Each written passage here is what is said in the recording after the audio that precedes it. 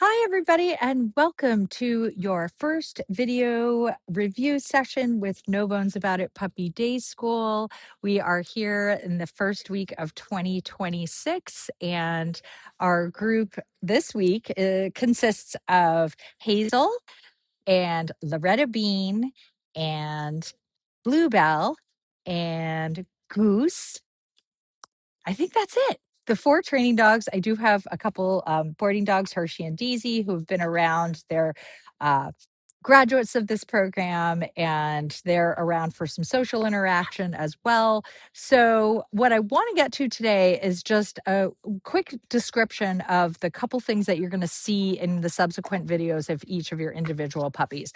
What we work on week 1 and really heavily focused on through our entire program are what we refer to as our foundation skills. They are things that your puppies cannot get too good at. We work on these skills even in my most advanced level training because, as I said, your dog can never really get too good at these. The first is called name game. It is a skill that teaches your puppy that when they hear their name, they need to stop what they're doing and focus, pay attention, and find out what you need. Puppies tend, and dogs as well, tend to hear their name all the time. Constantly saying their name. Hazel this, Hazel that, Hazel, Hazel, Hazel, Bluebell, Goose.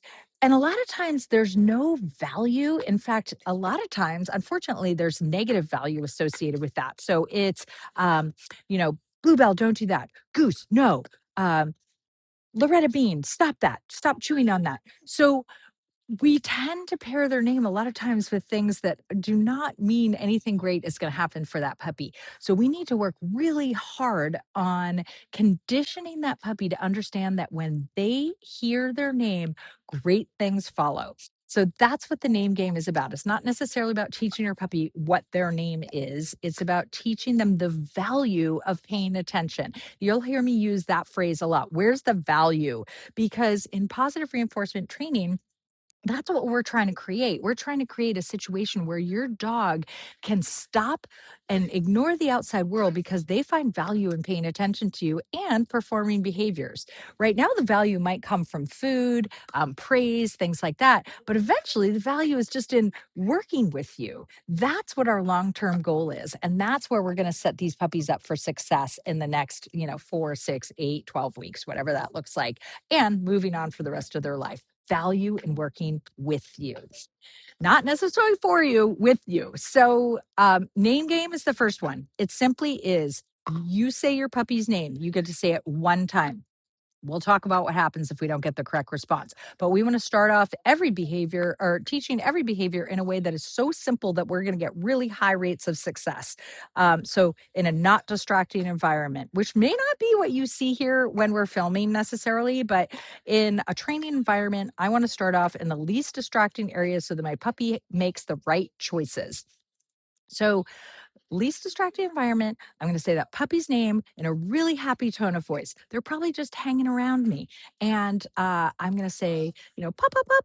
The second I get that head turn, well, that's what we call head snap. The puppies turning their head in your direction. You're going to use what we call the marker word, which is the word yes. The word yes tells them you've done the exact right thing. And then as soon as the behavior is complete, then I'm going to produce that reward for the puppy. And then we're going to restart the game. So again, we've got name, we've got marker word as soon as the puppy is completing or is starting to perform that behavior, and then food reward happens. Where is your food when you're working? It is not sitting out in front of you. I may have a treat bag on, but if I am at home, if I'm anywhere where I can place treats somewhere where they're not on my body, that's what I'm going to do. Even if they are on my body, I want to make sure that I am not holding them out in front. I want them just in neutral position at my sides or slightly behind my back. I never want my puppy to read my body language and go, oh, she's got a fistful of cookies. I will for sure do something. That is not we want the puppy to perform and for the reward to happen subsequently. So it's A leads to B. Behavior leads to reward. Second behavior that we teach is called hand targeting. And it's really simple. I'm going to describe why we do it and then how we do it. So, why we do it is another way to get your puppy to focus on you. It is a great behavior that we can always take on the road, and it's an active behavior. The puppy's performing a skill where they have to use their brain and they're engaging with you, but they're also doing a physically active behavior. Whereas name game is simply just, there's no physicality. It's really just the dog looking at you. But if I really need my dog to focus on me and not focus on something else, let's say we're walking down the street and my puppy gets super distracted.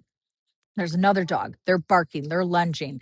I can back away from that and ask for a touch. Touch. Dogs bounce their nose to the palm of my hand. I can do that multiple times till I get past that reward or till I really refocus my puppy on me, and then I can move on my way. It is also a way to get your puppy closer to you. It is not necessarily to be used instead of teaching your puppy to come to you when called, but it can be a great secondary way to get your dog closer to you. So, again, refocuses your puppy. We can do it on the go. It's active stimulation. It is a physical behavior. So, what do I do here? I use the palm of my hand. I'm going to say touch as I put my open palm out around the puppy's nose level. So if I've got a really short puppy, that hand is going to come out towards the ground, usually off to the side. So if the puppy's somewhere in front of me, I'm going to off to the side touch. The puppy's nose comes in, bonks the palm of my hand. I'm going to say yes. And then I'm going to take that treat and I'm going to reward right near my open palm. So my open palm stays here, boop, reward the puppy, and then restart the game. So I've described the two foundation skills we're going to be utilizing this week. Those are the only things I want you working on. That's it. You don't need to do anything else. In addition, even though your puppy may know other skills, don't combine other skills with these two things right now. Down the road, what we call chain events. We chain things together. We could do a hand target into a down. We could do an eye contact into a touch. But for right now, we're going to fully make sure that we're just making sure we have one behavior for one reward. It's very clear what the puppy's working on. So we'll see you guys in a few minutes and you'll get to see all the puppies in action.